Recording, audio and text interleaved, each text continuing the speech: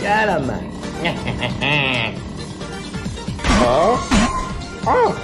Kulağasa kişi. Ben dava axtarmıram burada. Ez dilimizde danışın bile. Məktəbdə həm Rus, həm də Azərbaycan sektoru var.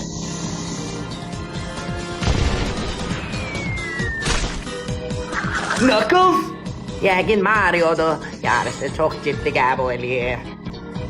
Her şey ciddi qəbul eləyir. Bizi gətirən Rus bölməsinin benim yarış meydanıma bırakın kimiydi? Bu Prad Racing'di.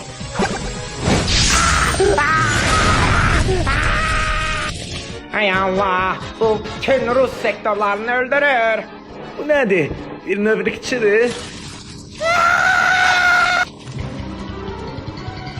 Siz Azerbaycanlı değilsiniz. Siz sapkınsız. Hamı sapkınsız.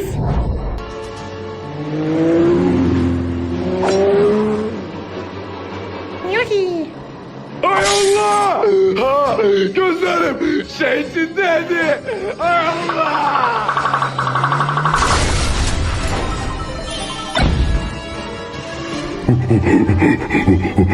23 ildir məktəbdə işləyirəm. 23 il belə.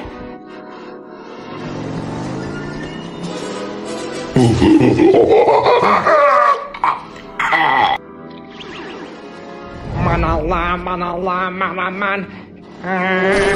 Luigi! Gələm sən dalımca gələ.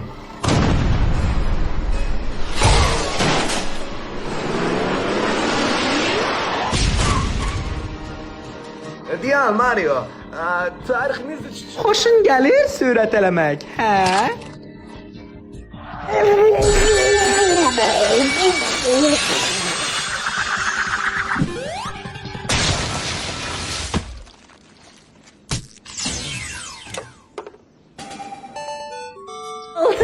Tuttum ona, indi mənimdir. İstədiyimi elətdirə bilərəm ona.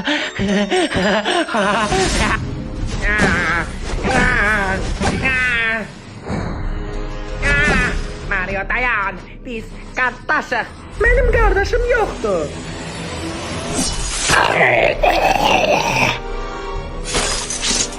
Mario, blядь! Ay səni, Kratos'dur. Sənə lənət Kratos.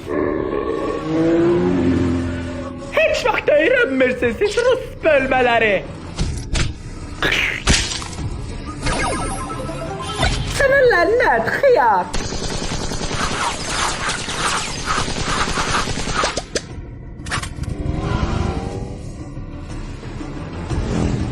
Sana Mario. Ez bölmenin keçə. Azərbaycan bölməsi, Azərbaycan bölməsi, Azərbaycan bölməsi.